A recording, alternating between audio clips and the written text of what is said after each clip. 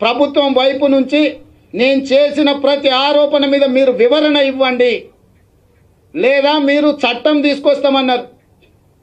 తప్పుడు ఆరోపణలు చేస్తే క్రిమినల్ కేసులు పెడతామని నేను ఇప్పుడు సూటిగా నేరుగా ముఖ్యమంత్రి గారి మీదనే ఆరోపణ చేస్తున్నా. ముఖ్యమంత్రి గారి బంధువుల మీద, బినామీల మీద ఆరోపణ చేస్తున్నా. మీరు నిజంగానే తప్పు చేయకుండా ఉంటే, పారదర్శకమైన పరిపాలనను మీరు అందిస్తూ ఉంటే మీరు నా మీద కేసు అయినా పెట్టండి, లేదా నేను విసిరిన సవాలు ప్రకారం గ్రామాలన్నింటిని కూడా నేను 10 గ్రామాల వివరాలు అన్నీ నేను చెబుతా. నువ్వు ఈ విచారణ అధికారిని అయ్యి నేనే తీసుకెళ్లి చూపిస్తా. మీరు మీ బంధువులు ఏ రకంగా సీలింగ్ ల్యాండ్ను మొత్తం ఆక్రమించుకున్నారో, అక్రమ లబ్ధిదారులు. ఇలా ముచ్చింతల గ్రామానికి వెళ్ళి చూడండి, అక్కడ భూములు ఉన్న పేదలను అడగండి. ఎందుకు నయీం ఎన్కౌంటర్ జరిగిందో ఆ గ్రామాల ప్రజలు చెప్తారు. నయీం ఎన్కౌంటర్ ఏదైతే చిక్కుముడి ఉందో ఆ చిక్కుముడికి సమాధానం కావాలంటే ముచ్చింతల, నాగారం, నాగిరెడ్డిపల్లి ఆ 10 గ్రామాలలో ఉన్న రైతులను మీరు సంప్రదిస్తే నయీం ఎన్కౌంటర్ వెనకాల ఉన్న చీకటి కోణం అనేది ఈరోజు తెలంగాణ సమాజానికి తెలుస్తుంది. కాబట్టి ఈనాడు చంద్రశేఖరరావు గారు ఈ చట్టాలను తన చుట్టాల కోసం సవరించి వందల వేల ఎకరాలు కొల్లగొట్టడానికి ప్రయత్నం చేస్తున్నాడు. ఖచ్చితంగా దీని మీద దీర్ఘకాలికమైన పోరాటం ఉంటుంది కాంగ్రెస్ పార్టీ తరఫున. కాబట్టి ప్రభుత్వం ఖచ్చితంగా సమాధానం చెప్పాల్సిన బాధ్యత ఉన్నది. మేము మాట్లాడితే, నిజాలు మాట్లాడితే, ఏం మాట్లాడుకుంటే తప్పించుకొని 2 రోజులు వదిలేస్తే పత్రికలు, ప్రసార సాధనాలు మర్చిపోతాయి, తర్వాత ఆ అంశం మరుగున పడిపోతుంది అనే ఒక కొత్త విధానాన్ని ముఖ్యమంత్రి గారు ఎన్నుకున్నారు. ఏమన్నా అంటే మేము అధికారంలో ఉన్నప్పుడు జరగలేదు కదా అని తప్పించుకునే ప్రయత్నం చేస్తున్నారు. తారక రామారావు గారి మామ ఎస్టీ సర్టిఫికేట్ విషయంలోనే కూడా ఈ విధంగా దాటవేత ధోరణితో ప్రభుత్వంలో ఉన్న పెద్దలు తప్పించుకుంటున్నారు. ఇవాళ కూడా ప్రభుత్వం కుర్చీలో పడ్డ ఎలకలాగా మారి ఈ ఆరోపణ మీద అసలు మాట్లాడారు. రేపు ఎవరు కూడా మామూలుగా నేను మాట్లాడంగానే 10-20 మంది మీద పడి కరిసే టీఆర్ఎస్ నాయకులు రేపు ఎవ్వరు కూడా తేలుకుట్టిన దొంగలాక మంచం కింద దాచుకుంటారు తప్ప ఎవ్వరు కూడా బయటికి రారు. తెలంగాణ సమాజం గమనించవలసిన అవసరం ఉన్నది. ఏదైతే మెమో డిసెంబర్ 18, 2017 నాడు 24,197 మెమో నెంబర్ ఇచ్చిండో ఆ మెమోతోని ఎవరెవరికి రెగ్యులరైజ్ చేసిరో ప్రభుత్వం వివరాలు బయట పెట్టాలి.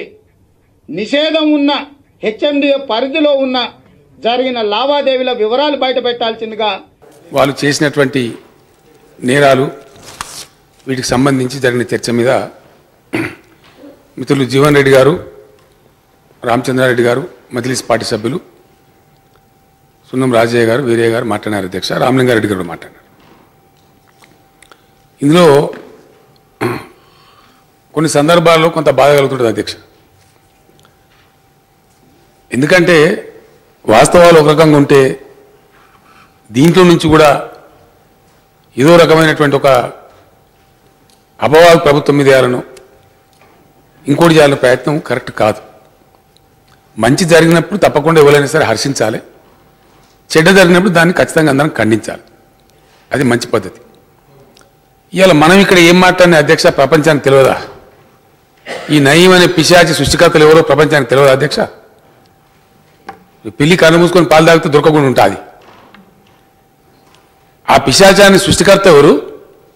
ఆ పిశాచం అనేక మందిని నవలు మింగుతుంటే, అనేక మందిని అరాచకాలు చేస్తుంటే ప్రోత్సహించింది ఎవరు? కన్ను మూసుకొని 10 సంవత్సరాలు రాజ్యం చేసింది ఎవరు? ఎవరో తెలియదు అధ్యక్ష. రామలింగారెడ్డి గారు అంటే ఆయన మీకు విరుసపడుతున్నారు, ఈటల రాజేందర్ గారు అంటే విరుసపడుతున్నారు. ఫ్యాక్ట్స్ అధ్యక్ష అవన్నీ. సాంబశివుడు అనే వ్యక్తి నేను ప్రజా జీవితంలోకి వస్తా, రాజకీయాల్లోకి వస్తా అంటే మేము చేర్చుకున్నాం అధ్యక్ష మా పార్టీ. అతన్ని చంపేస్తే నేను వాళ్ళ ఊరికి పోయి వాళ్ళ పరామర్శించి అక్కడ సభ జరిగితే ఆ సభలో చెప్పిన అధ్యక్ష. ఐఎమ్ ఆన్ రికార్డ్, పేపర్లలో వచ్చింది, టీవీలలో వచ్చింది, నా ఉన్నాయి. నేను పేరు పెట్టి ఎవర్రా ఈ నయీం ఏమనుకుంటున్నారో నీకు 6 చేతులు ఇచ్చాడు భగవంతుడు. నువ్వు చేసే పని మేం చేయాలనుకుంటే మేము అప్పుడు ప్రభుత్వం కాదు అధ్యక్ష, ఉద్యమం నడుపుతున్నాం. నువ్వు చేసే పనే మేం చెయ్యాలనుకుంటే సీరి చింతగర్తం మీద బిడ్డ నువ్వు నష్టమైపోతావు బహిరంగ సభలో చెప్పచ్చు అధ్యక్ష. నన్ను అన్నారు వలిగొండకాల సభలు ఇట్లా మాట్లాడిపోతాను కేసీఆర్ భువనగిరి దాటుతాడా అని మాట్లాడారు అధ్యక్ష. అంత నేరం చేసే స్థాయికి ఎవరు అధ్యక్ష పెంచింది పోషించింది? ఇలా మిత్రులు జీవన్ రెడ్డి గారు మాట్లాడతారు మా బురదల విధంగా. నయీం చేసిన నేరాలన్నీ మీ 10 సంవత్సరాల కాలమే కదా, రికార్డు ఉన్నది కదా, ఫ్యాక్ట్ కాదా అది? వాస్తవాలు కావా? నయీం కోర్టుకు హాజరయ్యాడు అధ్యక్ష, తప్పించుకొని పోయింది ఎప్పుడు అధ్యక్ష? 2007లో కోర్టుకు హాజరు కాకుండా అబ్స్కాండ్ అయిపోయింది. ఎప్పటి నుంచి? ఎవరి హయాంలో? అప్పుడు ఎవరి ప్రభుత్వం ఉందిరా? అవన్నీ మర్చిపోయి ప్రభుత్వం చర్య తీసుకున్నది. 2 ఏళ్ళు పట్టిందా మీకు? మేము 10 ఏళ్ళు మంచిగా పడుకున్నాము, మీరు 2 ఏళ్ళని చేశారు కదా అంటారా? ఇంత అన్యాయంగా మాట్లాడితే సబబుగా ఉండేటట్టు మాట్లాడితే మంచిది. మీరు అన్నారు ఇంకెన్నెన్నో చెప్పారు, మీరు చాలా విషయాలు చెప్పినారు అధ్యక్ష. నేను దానికన్నా పోదలుచుకోలేదు. ఏది ఏమైనప్పటికీ 100% నేను మళ్ళీ రీట్రేట్ చేస్తున్నాను అధ్యక్ష. ఇది ఫ్యాక్ట్స్, ఇవి రికార్డ్స్ మీద ఉంటాయి. డెఫినెట్గా టీఆర్ఎస్ ప్రభుత్వం వచ్చిన కాడ నుంచి నేరాల సంఖ్య తగ్గింది, crime rate has gone down. కొన్ని కఠినంగా తీసుకున్నాం, మేము చాలా కఠినంగా తీసుకున్నాం కాబట్టే నయీం మీద చర్యలు తీసుకున్నాం, కాబట్టి ఈ ఫలితాలు వచ్చినాయి అధ్యక్ష. నాకు కొన్ని వేల మంది ఫోన్లు చేశారు, కళ్ళ నీళ్లు పెట్టుకుంటూ నాకు కృతజ్ఞతలు తెలిపారు అధ్యక్ష. అనేక మంది నా దగ్గరకు వచ్చారు.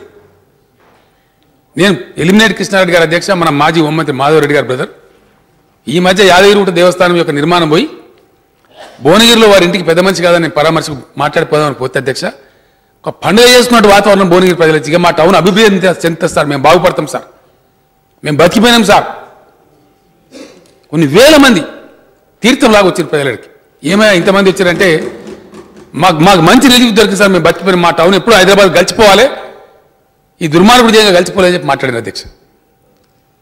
ఈరోజు ప్రభుత్వం చర్య తీసుకున్నది. పట్టుకోమన్నాం, సీరియస్ తీసుకోమన్నాం, చాలా ప్రయత్నం చేసిన పోలీసులు,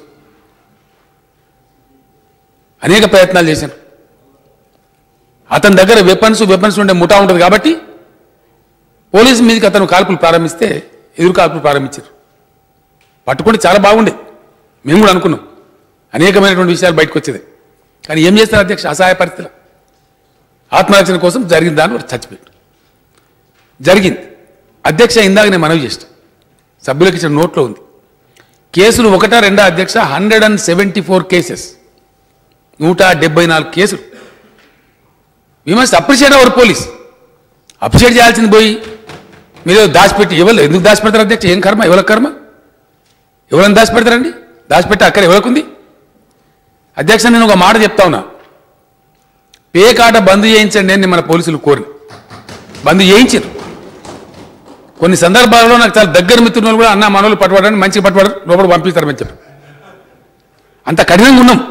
ఇలా చాలా వరకు 99.9% ఈ రాష్ట్రంలో పేకాట ఆడాలని భయపడుతున్నారు అధ్యక్ష. గుడుంబ అంచివేయాలనుకున్నాం, ఖచ్చితంగా అంచివేసినాం. బాధితులకు రిహాబిలిటేషన్ కొద్దిగా లేట్ జరిగింది, 100% దాన్ని నిర్మూలిస్తాం అధ్యక్ష. అట్లనే ఈ కరడుగట్టిన నేరస్తులు, నయీం కావచ్చు, నయీం తాత కావచ్చు, ఎవరైనా సరే ఈ రాష్ట్ర ప్రభుత్వం క్షమించరు. నేను అనేక సందర్భాలు చెప్పిన లా అండ్ ఆర్డర్ విషయంలో ఎట్టి పరిస్థితిలో కరుకుగా ఉంటుంది తప్ప పక్షపాతంగానో ఇంకో సైడు వ్యవహరించేటువంటి అవసరం కానీ ఇది కానీ ప్రభుత్వానికి లేదు అధ్యక్ష. అటువంటి దిక్కుమాల చర్యలు ప్రభుత్వం పాల్పడదు.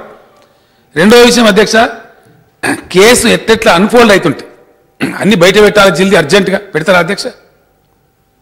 దర్యాప్తు జరిగే టైంలో పోలీసు కూడా వ్యూహాత్మకంగా వివరించాలి కదా. కేసు అన్ఫోల్డ్ ఎట్టెట్లా చేయాలనో చేసుకుంటూ పోతారు.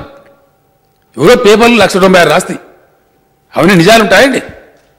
వేల కోట్లు దొరికినాయి చెప్తుంది జీవన్ రెడ్డి, మీ హామీలు అవన్నీ జమైని మీ పీరియడ్లే కదండి ఆ అక్యుములేషన్ అంతా. ఒకవేళ మీరు చెప్పేది నిజమే అయితే ఆ పాపం ఎవరిది అధ్యక్ష? పోలీసుకి ఇప్పటి వరకు అందినటువంటి వివరాలు, దర్యాప్తులో తేలినటువంటి అంశాలు ఏది కూడా దాచిపెట్టకుండా మీ ముందు పెట్టినాం. ఒకటి. ఇంకొక మాట నేను గౌరవ సభ్యులకు తెలియజేస్తాను, ఎట్టి పరిస్థితులలో ఈ నయీం నేర సామ్రాజ్యంలో పాల్పంచుకున్న ఎవరైనా సరే, ఏ పార్టీ వారైనా సరే, ఏ హోదాలైనా సరే 100% వాళ్ళని శిక్షిస్తాం తప్ప వదిలిపెట్టే ప్రశ్నే లేదు. 100%. I'm assuring this August house through you sir. మాకు ఎవరిని ఏదో ఉపేక్షించాలనేటువంటి పిచ్చి ఆలోచన మాకేం లేదు. వాళ్ళు ఎవరైనా సరే ఖచ్చితంగా చర్యలు తప్పవు. అది ఏ పార్టీలో ఉన్నారు, ఏమున్నారు అవన్నీ బయటకు వస్తాయి. అధ్యక్ష, తొందర ఎందుకు పడదాం? చాలా ఉన్నాయి, చాలా చరిత్రలు ఉన్నాయి. ఎవరు ఉన్నారు అన్నీ వస్తాయి బయటికి. ఎందుకు రావండి? ఎవరు మాట్లాడినో, ఎవరు ఏమేమి జరిగిందో అన్నీ కూడా ఉన్నాయి. తప్పకుండా అన్ని బయట పెడతాం. సందర్భాన్ని బట్టి, సమయాన్ని బట్టి సిట్ బృందాన్ని వేసినాం అధ్యక్ష. ఒక ఐజీ గారిని వేసినాం. చూస్తూ ఉంటే సంఖ్య పెరిగిపోతూ ఉంది. ఇంకా దీన్ని విస్తృతి ఎక్కువ ఉంది. మళ్ళీ అధికారులను పెంచి మళ్ళీ అడిషనల్ డీజీ గారిని కూడా, law and order additional DG గారిని కూడా మళ్ళీ సిట్కి యాడ్ చేసినాం అధ్యక్ష. దేనికోసం అధ్యక్ష? దాని సంస్థ విస్తృతి పెంచినాం, అధికారులను పెంచినాం, సంఖ్య పెంచినాం. ఇన్ని 174 కేసులు దర్యాప్తు జరిపడం మనం అభినందించద్దు అధ్యక్ష. ఇంత షార్ట్ పీరియడ్ 740 పైచీలకు సాక్షులను విచారించిన అధ్యక్ష. 124 మెంబర్స్ని అరెస్ట్ చేసింది. ఇంత జరిగింది. మన పోలీసులు ఎక్కడ నిద్ర పోయినట్టు, పట్టించుకోనట్టు, దాచిపోయినట్టు ఎందుకు అనాలి అధ్యక్ష? అధ్యక్ష, నిన్నగాక మొన్న మన డీజీపీ గారు పోయి హోమ్ మినిస్టర్ టోపీ ఒకటి ఇస్తే అవార్డు తీసుకొని వచ్చారు అధ్యక్ష. అభినందనలు ఇచ్చింది. ప్రధానమంత్రి గారు వచ్చినప్పుడు స్వయంగా ఎన్పిఏలో ఇక్కడ మన పోలీసులను అభినందించారు. హోంమంత్రి గారు స్వయంగా, భారత హోంమంత్రి గారు వచ్చి మన గ్రేహౌండ్స్ ఇన్స్టిట్యూట్ పోయి దాన్ని పరిశీలన చేసి కితాబ్ ఇచ్చారు అధ్యక్ష. ఇలా మన పోలీసులను అడుగుతా ఉన్నారు, 10 రాష్ట్రాల వాళ్ళని పంపిస్తాం మీరు ట్రైనింగ్ చేయండి అని చెప్పి. ఇంత ఎఫిషియెంట్ పోలీస్ మనకుంది. ఈ పోలీస్ అనగానే వాళ్ళ మీద వాడు తిట్టుడేనా, వాళ్ళని నిందించడమేనా? అధ్యక్ష, ఇందులో ఎవరు ఉన్నారు? నేను సభకు, గౌరవ సభ్యులకు ఒకటే హామీ ఇస్తాను, ఎవరిని కూడా వదిలిపెట్టే ప్రశ్న లేదు. మీరు అన్ని బహిర్గతం చేయాలని అని అన్నారు. పోలీసు వ్యూహాత్మకంగా వివరిస్తారు, తప్పకుండా బహిర్గతం చేస్తారు. ఎప్పుడు బహిర్గతం చేయాలో దాని సందర్భం ఉంటుంది. జీవన్ రెడ్డి గారు స్వయంగా న్యాయవాది, కేసు దర్యాప్తు ఎట్లుంటుందో వారికి తెలుసు. కాబట్టి ఎప్పుడు న్యాయస్థానానికి ఇవ్వాలి, ఎప్పుడు ఇవ్వాలి, ఏవి ఇవ్వాలి, ఏం సంగతి. ఎందుకంటే ఉన్న వాళ్ళకి శిక్ష రావాలి అధ్యక్ష. వాళ్ళు ఎవరైనా సరే తప్పించుకోవద్దు, వాళ్ళ కన్విక్షన్ రావాలంటే చాలా పకడ్బందీగా వ్యవహారం చేయాలి. కాబట్టి సందర్భాన్ని బట్టి తప్పకుండా చేస్తారు. ఎవరు దానిలో పాల్గొన్నారో వాళ్ళందరినీ కూడా శిక్షిస్తారు, అందులో అనుమానం లేదు. ఈరోజు భారతదేశంలోనే బెస్ట్ పోలీస్ అవార్డులు అందుకుంటున్నటువంటి పోలీస్ మనకు ఉండగా ఈ కేసును ఎట్టి పరిస్థితుల్లో సిబిఐకి అప్పగించాం అధ్యక్ష. అప్పగించే ప్రసక్తే లేదు. మిగతా రాష్ట్రాలు మీరు మిగతా రాష్ట్రాలతో కొన్ని ఇండ్లు పెట్టుకొని డెన్స్గా స్థావరాలుగా వాడుకునే సమాచారం మన పోలీసుకు వచ్చింది. అక్కడ కూడా ఏమైనా రికార్డు దొరుకుతాయని మన వాళ్ళు కొంత ప్రయత్నం చేసి పట్టుకునే ప్రయత్నాలు చేసిండ్రు. కానీ నాది ఒకటే ప్రార్థన ఏంటంటే, ప్రభుత్వాన్ని, పోలీసులను అభినందించాల్సింది పోయి నిందించడం అనేది ఈ విషయంలో కొద్దిగా బాధాకరం. నేను పడతా ఉన్నా. మన రాష్ట్ర పోలీసులు చాలా పకడ్బందీగా వివరించి ఒక కరడుగట్టిన నేరగాన్ని, అతని ముఠా సభ్యులను పట్టుకున్నారు. 124 మందిని పట్టుకొని లోపలేసిండ్రు. వాళ్ళందరినీ అభినందించాలి మనం. ఇవాళ నేను తర్వాత చెప్పిన అధ్యక్ష, పోలీసులకు నేను పిలిచి స్వయంగా డీజీ గారికి చెప్పిన, ఈ నయీం ముఠా రెమినెన్సెస్ ఆయన పేరు చెప్పారు. అట్లాంటి రెమినెన్సెస్ ఉంటే కూడా వాళ్ళు మళ్ళీ నేర సామ్రాజ్యాలు విస్తరించే ప్రయత్నం చేస్తారు. కాబట్టి ఎవరిని కూడా ఉపేక్షించకండి దయచేసి. ఎట్టి పరిస్థితుల్లో టాలరేట్ చేయొద్దు. పొలిటికల్ లీడర్స్ కూడా మీరు ఏ పార్టీలో సరే, అధికార పార్టీ వాళ్ళైనా పర్వాలేదు, ఖచ్చితంగా మనం శిక్ష చేద్దాం, వాళ్ళని వదిలిపెట్టద్దని కూడా చెప్పడం జరిగింది. చింతల రామచంద్ర గారు చెప్పినారు, తప్పకుండా చర్య తీసుకోవాలన్నారు. 100% తీసుకోవడం రామచంద్ర గారు, దానిలో అనుమానం అక్కర్లేదు ఎవరికి కూడా. త్వరలోనే నేను అనుకుంటా బహుశా ఒక 2 ఛార్జ్ షీట్లు వేసిండ్రు, ఇంకో 10-15 ఛార్జ్ షీట్లు రెడీ అయినాయి. ఎట్ట సమాచారం వస్తున్న అధ్యక్ష పోతా ఉన్నారు. ఒక కేసు కాదు అధ్యక్ష, నాకు డీజీపీ గారు చెప్పింది, పోలీస్ సస్పెక్ట్ చేస్తున్నటువంటిది 52 హత్య కేసులు అధ్యక్ష, 1-2 కాదు. ఇప్పటికి దాదాపు 26-27 సాక్ష్యాలు దొరికినాయి, ట్రేస్ దొరికినాయి. మిగిలిన వాటిని ట్రేస్ చేస్తున్నారు. చాలా కిరాతకంగా అధ్యక్ష. అతని టేబుల్ కొన్ని టీవీలలో వచ్చి మీరు విన్నారు. ఎట్లా మాట్లాడతారు అధ్యక్ష? అతను అన్నాన్ని కొడుకున్నాడు కదా, దేవుని దగ్గర పోతాడు. ఇదే బెదిరించే ఇంత అధ్వానంగా. అటువంటి వ్యక్తికి సంబంధించి ఇది సున్నితమైన అంశం ఉంటుంది. ఎది పడతారు చెప్పడానికి ఉండదు. పేపర్లు స్పెక్యులేషన్లు రాసుకున్నారు. జానారెడ్డి గారు పెద్దలు హోంమంత్రి పనిచేసిన వారికి కూడా తెలుసు. పోలీసు ఇంత పెద్ద విషయాన్ని, ఇంత పెద్ద కేసును అన్ఫోల్డ్ చేసే క్రమంలో చాలా దర్యాప్తు, రకరకాల వ్యూహాలతో చేస్తారు వాళ్ళు. సిఐడిని పంపిస్తారు, ఎన్నో ఉంటాయి, మీకు తెలుసా విషయాలు. కాబట్టి పూర్తి వివరాలు రానియండి. ఇప్పటికి చాలా వరకు తెలిసినాయి, సాక్షులను విచారించారు. మధ్యలో ఉంది కేసు యొక్క దర్యాప్తు ఏదైతుందో ఆఫ్ ద వే ఉంది. దీన్ని కొంచెం మనకేదో శాతగానట్టు సిబిఐ వచ్చి పట్టుకున్నారండి. సిబిఐ అరెస్ట్ చేసినారు నయీంను. ఈ 124 మందిని సిబిఐ అరెస్ట్ చేసినారు. మన పోలీసుకి ఇంత సమర్థవంతమైన పోలీసు మనకు ఉండగా ఇక్కడ మాకేదో శాత కాదని పోయి మేము వాళ్ళకి అప్పచెప్పానట. మీరు ఇక 10 ఏళ్ళు ఇంటికాడ కూర్చున్న ఆ డిమాండ్ చేయాలంట. మీరు ఉపేక్షించిన వాళ్ళు ఆ డిమాండ్ చేస్తారు. మేము పట్టుకున్న వాళ్ళం, అరికట్టిన వాళ్ళు మేము సిబిఐకి అప్పగించాలి. ఇది న్యాయంగా ఉంది లాజిక్. మీరు మాట్లాడుతూ కూడా ప్రజలు విన్నారు, మేము మాట్లాడుతూ కూడా ప్రజలు వింటున్నారు. ఈ కేసు ఖచ్చితంగా మన రాష్ట్ర పోలీసుకే ఈ క్రెడిట్ దక్కాలి. ఎవరు నేరస్తున్నా వాళ్ళు వదిలిపెట్టే ప్రశ్న లేదు. అందరి మీద చర్యలు తప్పకుండా తీసుకుంటాం అధ్యక్ష. ఎవరు కూడా ఎటువంటి అనుమానం ఉండాల్సిన అవసరం లేదు. ఏంటండి వీడియో నచ్చిందా? అయితే ఓ లైక్ వేసుకోండి, లేదంటే ఓ కామెంట్ చేయండి. ఎప్పటికప్పుడు మా వీడియోస్ చూడాలంటే సబ్స్క్రైబ్ చేసుకోండి.